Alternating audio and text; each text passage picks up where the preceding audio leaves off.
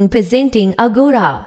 इस कहानी की शुरुआत होती है 391 एडी से, जहां पर हमें एक शहर दिखाया जाता है जिसका नाम अलेक्जेंड्रिया है और ये रोमन एम्पायर का एक हिस्सा है जहां रोमन्स राज करते हैं। इस शहर में दो अलग अलग धर्मों के लोग रहते हैं, एक तरफ क्रिश्चियंस है और दूसरी तरफ ज्यूइश। इस शहर में हाइपीशिया नाम की एक लड़की रहती है जो अलेक्जेंड्रिया के म्यूजियम के डायरेक्टर की बेटी है जिनका नाम थियोन है। हाइपीशिया प्लेटोनिक स्कूल में टीचर है जहाँ पर फ्यूचर के लीडर्स को एजुकेट किया जाता है, लेकिन वो अपनी जिंदगी में सिर्फ एक ही बात को जानना चाहती है कि पृथ्वी सूरज के किस ओर घूमती है, यानी कि अर्थ की पृथ्वी की धुरी क्या है। हाइपीशिया स्कूल में जब पढ़ा रही होती है तो वो अपने स्टूडेंट्स को विज्ञान की, नक्षत्रों की और फिलोसफी की बातें सिखा रही होती है।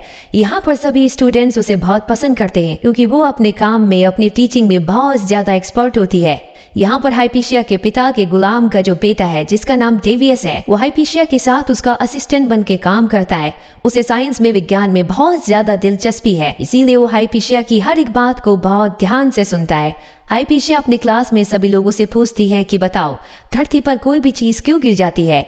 दरअसल वो बात कर रही होती है ग्रेविटी की, और ये वो वक्त होता है जब ग्रेविटी की खोज नहीं हुई थी। ग्रेविटी के बारे में किसी को कुछ नहीं पता था। डेवियस जो कि उसका असिस्टेंट है उसकी बात को बहुत ध्यान से सुनता है, साथ ही वो हाइपीशिया से प्यार भी करता है, लेकिन वो अपने प्यार का इजहार हाइपीशिया से नहीं कर सकता क्योंकि उसके पिता हाइपीशिया के पिता के गुलाम है। वहीं दूसरी तरफ हमें उस म्यूजियम को दिखाया जाता है जहाँ पर हाइपीशिया के पिता डायरेक्टर है। दरअसल ये ज्यूइश लोगों की बहुत ही पवित्र जगह है। यहाँ ज्यूइश लोगों को पेगन भी कहा जाता है और वो यहाँ पर अपने देवताओं के स्टैचूज को, विज्ञान की किताबों को और अपनी पवित्र किताबों को रखते हैं। अब क्योंकि यहाँ के जो डायरेक्टर है वो हाइपीशिया के पिता है, इसीलिए ज्यूइश लोग जो भी बड़ा फैसला लेते हैं वो हाइपीशिया के पिता थियोन की सहमति से लेते हैं। वही बार हमें एक क्रिश्चियन मॉन्क को दिखाया जाता है जो यहाँ पर पेगन यानी कि ज्यूइश लोगों के देवताओं को उल्टा सीधा कह रहा होता है। दरअसल क्रिश्चियन लोग हमेशा ज्यूइश लोगों के देवताओं का मजाक उड़ाते हैं और वो कहता है कि अगर मेरा देवता, मेरा भगवान सच्चा है तो मैं आग पर चलूंगा और मुझे कुछ भी नहीं होगा। और इसके बाद वो मॉन्क आग के ऊपर चलता है लेकिन उसे कुछ भी नहीं होता। दरअसल उसने इस तरह का आउटफिट पहना होता है जिस वजह से आग उसे जलाती नहीं है। सारे क्रिश्चियंस लोग उसकी वाहवाही करना शुरू कर देते हैं, जिसके बाद यहाँ पर ज्यूइश लोगों के प्रीस्ट को भी उस आग में धकेला जाता है, लेकिन वो जलना शुरू हो जाते पर उनके लोग उन्हें आकर बचा लेते। हाइपीशिया के पिता थियोन भी क्रिश्चियन लोगों से नफरत करते हैं और एक दिन उन्हें अपने घर पर एक क्रॉस मिलता है जो कि एक गुलाम लड़की का होता है। इससे उन्हें बहुत गुस्सा आता है। इससे पहले कि वो उसे सजा देते, उनके गुलाम का बेटा डेविस जो कि हाइपीशिया का असिस्टेंट है, वो इल्जाम अपने ऊपर ले लेता है और कहता है कि ये क्रॉस मैंने रखा था। हाइपीशिया के पिता इससे बहुत गुस्सा हो जाता है और उसे कई कोड़े मारते हैं। हालांकि हाइपीशिया अपने पिता को रोकने की, समझाने की कोशिश करती है लेकिन वो उसकी बात नहीं सुनते। हाइपीशिया को पता होता है कि डेविस का एक क्रॉस नहीं है, इसीलिए रात को वो उसके कमरे में उसे मरहम लगाने के लिए जाती है, जहाँ पर वो देखती है कि उसके लेक्चर सुन सुनकर यहाँ पर डेविस ने एक मॉडल बनाया है जिसमें अर्थ के चारों तरफ 5 प्लैनेट्स घूम रहे होते हैं। ये वो वक्त होता है जब इंसानों को पता था कि इस दुनिया में सिर्फ 5 ही प्लैनेट हैं जो कि सूरज का नहीं बल्कि अर्थ का चक्कर लगाते हैं। हाइपीशिया डेविस से बहुत ज्यादा इंप्रेस हो जाती है। अगले दिन क्लास में वो उसके मॉडल को सभी को दिखाती है और डेविस से कहती है कि सबको इस बारे में बताओ। डेविस उसे डेमोन्स्ट्रेट करता है। अब हमें दिखाया जाता है जहाँ पर ज्यूइश लोगों का एक पवित्र प्रोग्राम चल रहा होता है जो कि इनके मंदिर में होता है। इसे लाइब्रेरी ऑफ सेरेपियम भी कहा जाता है। यहाँ पर हाइपीशिया का एक स्टूडेंट भी होता है जिसका नाम होता है ओरेस्टियस। ओरेस्टियस हाइपीशिया से बहुत प्यार करता है, वो भी एक ज्यूइश है और यहाँ पर सबसे कहता है कि मैं अपनी जिंदगी में सबसे ज्यादा प्यार अपने म्यूजिक से करता हूँ और उससे ज्यादा प्यार करता हूँ मैं हाइपीशिया से, और वो अपने म्यूजिक के इंस्ट्रूमेंट को हाइपीशिया को देता है। हाइपीशिया सबके सामने उसे एक्सेप्ट कर लेती है। दरअसल उसने पहले भी हाइपीशिया को अपने प्यार का इजहार किया था, लेकिन उसके जवाब में हाइपीशिया ने कुछ भी नहीं कहा। डेविस भी यहाँ पर होता है जो देखकर बहुत दुखी हो जाता है कि वो हाइपीशिया से प्यार करता है जिसका इजहार वो कभी नहीं कर सकता। इसीलिए वो ईश्वर से प्रार्थना करता है कि हाइपीशिया कभी किसी की ना हो।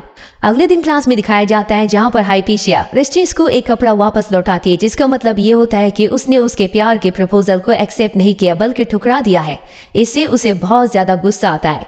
वो यहाँ से भाग जाने लगता है, लेकिन तभी एक प्रीस्ट सबको बाहर बुलाता है जहाँ पर वो सबको क्रिश्चियंस के खिलाफ भड़काना शुरू कर देता है। वो कहता है कि वो हमारे देवताओं का मजाक उड़ाते हैं, हमें अपने से नीचा समझते हैं, इसीलिए हमें जंग का ऐलान करना होगा। और ये सब कुछ हाइपीशिया के पिता की मर्जी से हो रहा होता है। हाइपीशिया अपने पिता को समझाने की कोशिश भी करती है, लेकिन उसके पिता नहीं मानते और इस सब में हाइपीशिया के पिता के साथ ऑरेस्टियस भी शामिल होता है। इसके बाद अलेक्जेंड्रिया में पेगन यानी कि ज्यूस के बीच में और क्रिश्चियंस के बीच में लड़ाई झगड़ा होना शुरू हो जाता है, जिसमें कई लोग मारे जाते हैं। लेकिन यहाँ पर क्रिश्चियंस की बहुत ज्यादा तादाद है, इसीलिए ज्यूस लोग हारने लगते हैं और हाइपीशिया के पिता अपने लोगों के साथ अपने पवित्र स्थान पर, जिसे लाइब्रेरी ऑफ सेरेपियम कहा जाता है, उन सब की जान बचाने के लिए वहां पर आसरा लेते हैं, जहां डेविस भी होता है। क्योंकि डेविस एक गुलाम है, इसीलिए उसे उनके साथ रहना होगा। हालांकि वो ज्यूइश नहीं बल्कि क्रिश्चियन है।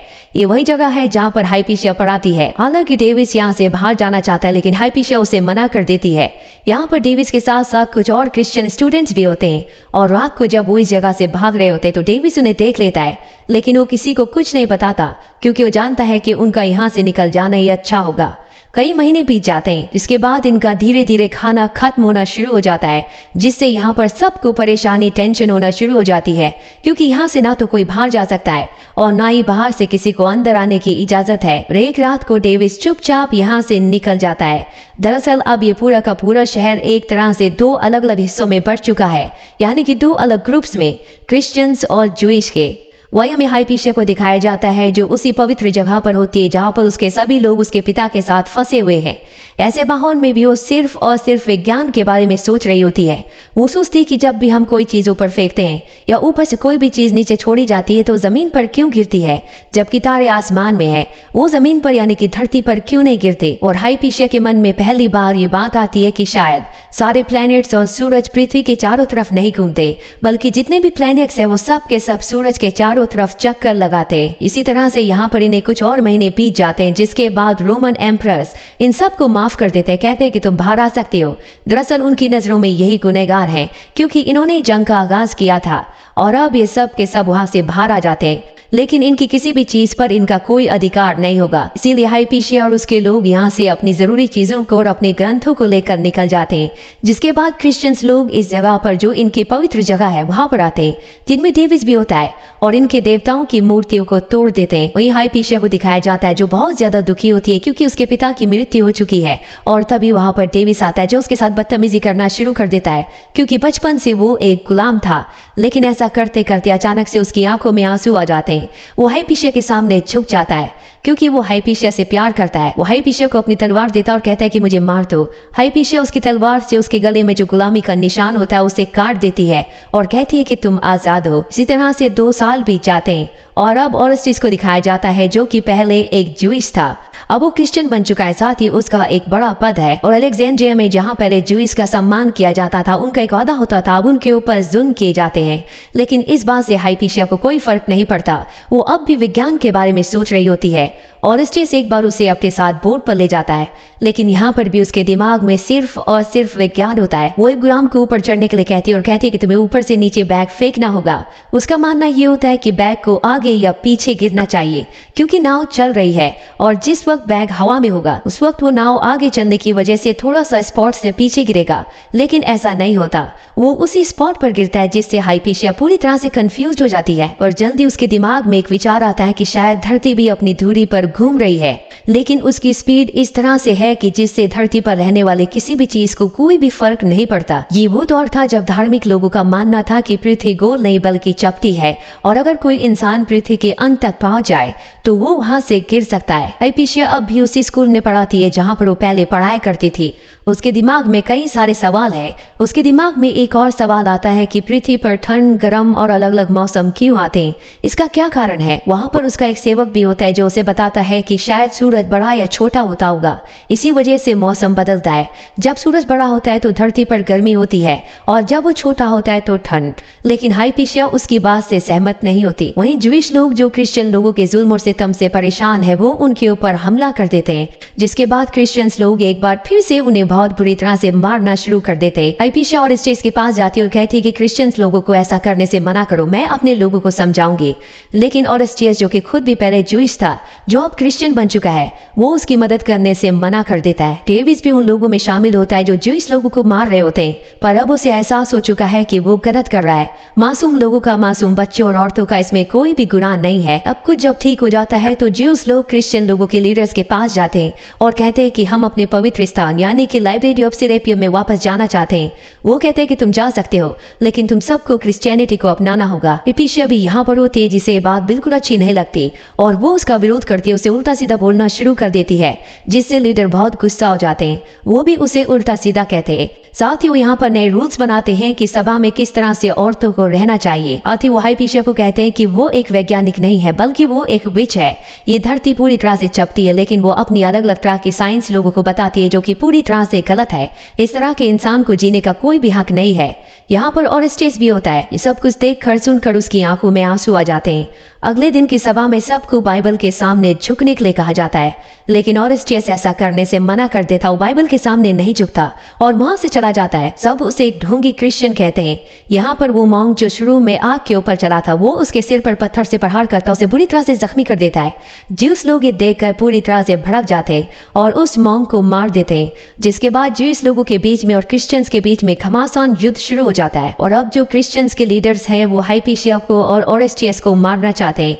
ओरेस्टियस का एक दोस्त जो उसी के साथ स्कूल में पढ़ा करता था, जो बचपन से क्रिश्चियन है, वो उसे समझाता और बताता है कि धर्म में और प्यार में हमेशा धर्म की जीत होती है। तुम्हें झुकना होगा, नहीं तो वो लोग तुम्हें मार देंगे। ओरेस्टियस की आंखों में आंसू आ जाते हैं और वो उनकी बाइबल के यानी कि क्रिश्चियनिटी के सामने झुक जाता है। हिपेशिया ने ऐसा नहीं किया होता, इसीलिए अब वो हिपेशिया को मारना चाहते हैं। वही हिपेशिया जो अभी जान चुकी है कि धरती सूरज के यानी कि सन के चक्कर लगाती है, कि सन और दूसरे प्लैनेट्स धरती के चक्कर लगाते हैं। पर अब वो ये जानने की कोशिश कर रही होती है कि धरती सन के चक्कर किस तरह से लगाती है। क्या वो सर्कुलर मोशन में लगाती है या उसका चक्कर लगाने का जो मोशन है वो कोई और है। हिपेशिया को लगता है कि वो इलिप्स शेप में सन का चक्कर लगाती है, तभी धरती पर अलग अलग मौसम आते हैं। लेकिन वो इस थ्योरी पर अभी कंफर्म नहीं होती। तभी वहां पर ओरेस्टियस आता और उसे बताता है कि तुम्हें मारने की तैयारी की जा रही है, तुम्हें क्रिश्चियनिटी को अपनाना होगा। पर वो साफ साफ मना कर देती है। हालांकि डेविस भी उसे बचाना चाहता है, लेकिन अब उसे पकड़ लिया जाता है और उसे मारते पीटते जलील करते हुए लाइब्रेरी तक लाया जाता है। ये सब लोग उसे मारना चाहते हैं, लेकिन इनके पास तलवार नहीं है, इसीलिए बाहर पत्थर लेने के लिए जाते हैं। डेविस को देखकर बहुत दुख होता है और वो उसे इस तरह की मौत मरते हुए नहीं देखना चाहता, इसीलिए वो खुद उसे आसान मौत देकर मार देता है। और जब वो अपनी जिंदगी की आखिरी सांसें ले रही होती है, तभी वो ऊपर छत की तरफ देखती है, जहां पर इलिप्स शेप का एक गोलाकार होता है, जिससे उसे अपनी थ्योरी पर पूरी तरह से कॉन्फिडेंस हो जाता है। ये पृथ्वी इलिप्स शेप में ही सूर्य के चारों तरफ घूमती है, जिस वजह से अलग अलग मौसम पृथ्वी पर आते हैं।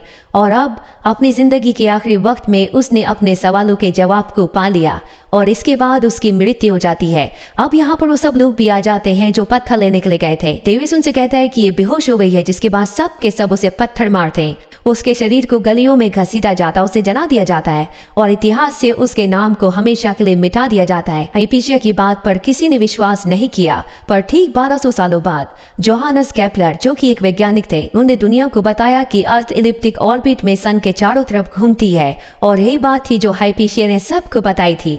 हाइपेशिया को हमेशा के लिए बुला दिया गया। इसी तरह की घटना हमारे देश में भी हुई थी, जहां पर दुनिया जानती है कि राइट ब्रदर्स ने पहला फ्लाइंग ऑब्जेक्ट यानी कि प्लेन बनाया था। जबकि सच तो यह है कि 1895 में शिवकर बापूजी तलपड़े, जो कि एक स्कॉलर थे, उन्होंने सबसे पहले फ्लाइंग ऑब्जेक्ट को बनाया था, लेकिन इतिहास में उनके नाम को दबा दिया गया।